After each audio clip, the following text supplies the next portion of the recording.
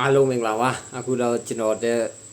ဒိုက်ထိုးပြပါမယ်ဗျာဒီမှာဒိုက်ထိုးခြင်းအကျိုးတွေကျွန်တော်နည်းနည်းဖွင့်ပြပါမယ်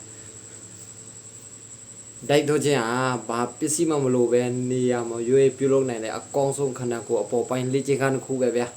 ဒါတကယ်ကိုမှန်တယ်ပြီးနံပါတ်1ကျွေးတော်အုပ်စုများစွာတပန်နဲ့တမစစ်တင်ဒါတော်တော်လေးအဆင်ပြေတယ်ဗျာ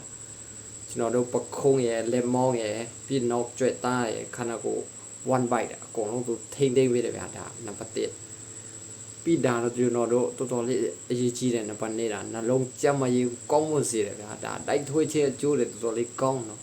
တိုက်ထွေးခြင်းအခါတော့တဲ့ကကြွဲတာအုပ်စုအများပြားကိုအလုံးလုံးစီတော့ကြောင်းနှလုံးသားတွေးကိုပုံမငစ်ထုတ်ပေးတယ်ဒါဟာနှလုံးသားရဲ့လှုပ်ဆောင်ရည်ကိုမြင့်တင်ပေးပြီးတွေးလဲပါမှုကောင်းမွန်စေတယ်ဗျာအိုးရှယ်ဗျာ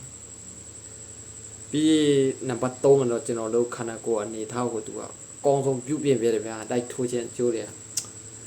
ပြီးလဲနံပါတ်4ကတော့အယိုးကြမ်းမရေးကိုအထောက်အကူပြုစေတယ်ဒါတော်တော်လေးမိုက်တယ်ကွာတိုက်ထိုးခြင်းကြောင့်ကျွန်တော်တို့နေ့တိုင်းတိုက်ထိုးမှာဗျာပြီးစီဝကံနံပါတ်5ကတော့စီဝကမဖြစ်စဉ်ကိုမြင့်တင်ပေးခြင်းနဲ့တိုက်ထိုးခြင်းကခွန်အားသုံးရတဲ့လေ့ကျင့်ခန်းဟာခန္ဓာကိုယ်ရဲ့စီဝကမဖြစ်စဉ်များစားစီပြီးကယ်ရီလုံကျွမ်းမှုတွေကိုအားပေးပါတယ်ဗျာဒါကျွန်တော်တို့အစီဒီမှာရှိတဲ့ပုဂ္ဂိုလ်ဆိုတိုက်ထိုးလိုက်ဗျာအကုန်လုံးကြာစေ